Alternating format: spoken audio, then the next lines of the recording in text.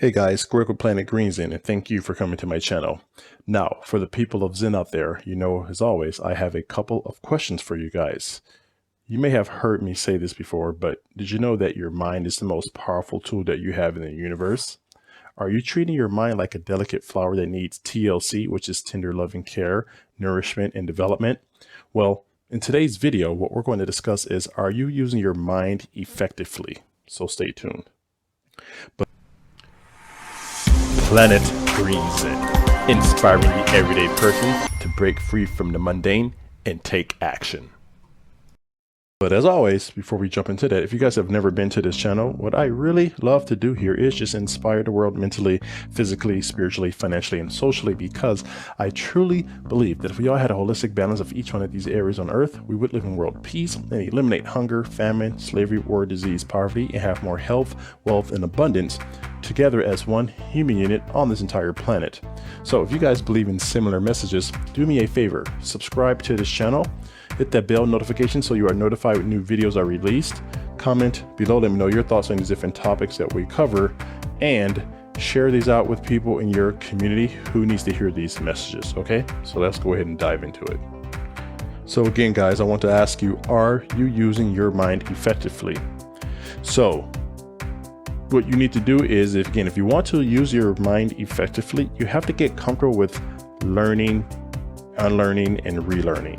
That's key, because a lot of times what people do is they learn one thing and they think, oh, that's it for the rest of their lives, and they just are a big know-it-all and they have all the answers. But a lot of information is outdated, or it's incorrect, or you have to update it. So you have to get comfortable with learning, unlearning, and relearning in order to be able to adapt and use your mind effectively, because it just helps your neurons and your medulla oblongata and everything in your brain just be able to start to work harder and just release more juices and nutrients that you need for your body to just think, and you start to just grow your mind and brain. So again, learn to unlearn, relearn, and just keep doing that over and over your entire life. Another point is, don't live other people's expectations of your life. That's another way to use your mind effectively, because if you're living someone else's expectations, you're not using your mind, you're not thinking, you're just going through the motions, being a programmed robotic zombie. So you want to make sure that you're not living someone else's life, because a lot of people make that mistake to where they go through their whole lives thinking that, oh, this is actually what I want, I really do want this, I'm passionate about this is my career. But it's really not. It's just because they're trying to please other people, and then later in life, decades later, they realize that they're miserable and that they're not happy because of that. So please do not live someone else's life or expectations of you. Live what you truly want and what you truly desire, because then you'll start to use your mind in order to think, how do I get to this life? Everybody else wants me to go over here, but I want to go over here. So what do I need to do to get there? You'll start to ask yourself those questions in order to obtain that life that you want. Also, what you want to do, guys, is surround yourself with people who will challenge you to go outside of your comfort zone. Because again, a comfort zone is a beautiful place, but nothing ever grows there. So if you're around people who are stagnant, they're just complacent, they think that everything's okay, they give themselves excuses to not actually pursue their lives and dreams, and saying like, oh, this is okay, or I'm happy with this, or money isn't everything, or I don't need this. It's like, again, you don't want to be greedy and just materialistic, but that's not what this is about. This is about you wanting things in life and challenging yourself to get there, because as you go on that journey, you will become a better version of yourself. And there's so much development that you need that you don't even know, that once you go on these journeys, like, okay, I want to make $1 million in 3 years, then you go on the journey. Even if you don't accomplish that, the saying, aim for the stars, but even if you land on the moon, look at how far you've gone. So that's the purpose of that, is going through personal development, because they coincide. Success, wealth, personal development, they all are one vehicle. I was actually talking to my sister and on the phone, and I came up with this, or texting her or something, and I came up with this. I said, success is like having a car, but personal development is like the engine or the battery. Like, you need that in order for the car to run, because you can have a shell that looks cool, but if you don't have the battery or the engine, you can't do anything with it. It's just kind of like a waste. So personal development are the batteries and the fuel, or like the engine of the car to make it go. So just kind of keep that in mind. Also, you need to hang around people who ask you tough questions that most people avoid, because a good test you can do is when you start to ask people, like your friends and family, tough questions, they get very defensive and angry, because it's touching sensitive parts that they don't want to bring out, they just want to avoid it. So when you ask tough questions, like Earl Nightingale said, how much money do you plan to be worth by the time you're 65? What are you doing currently to increase your income? Those basic questions right there can start to touch people's points to where they get uncomfortable, they're sensitive, and they just kind of blow you off. But that's why you want to be around people who would ask you those tough questions. So yes, it will make you feel uncomfortable and easy at first, but once you get over that, you start to ask yourself those questions internally and you answer them, you will feel better, and then you'll be grateful that they did ask you those questions. Also, another point is replace negative self-talk with positive affirmations of what it is to come in the present tense. So don't say things like, oh, I wish I could do this, or if only I had this, or blah, blah, blah. Say it as if you already have it. Like, I am happy and grateful I have this extra $2,000 a month coming in residually that allows me to take care of my family, help bless other people. Whatever it is, speak it in the present tense as if you already have it. And be confident about it, and don't say things like, oh, I hope if only, or I wish I were younger that I can do this. There's never too late. Just take action, do what you need to do.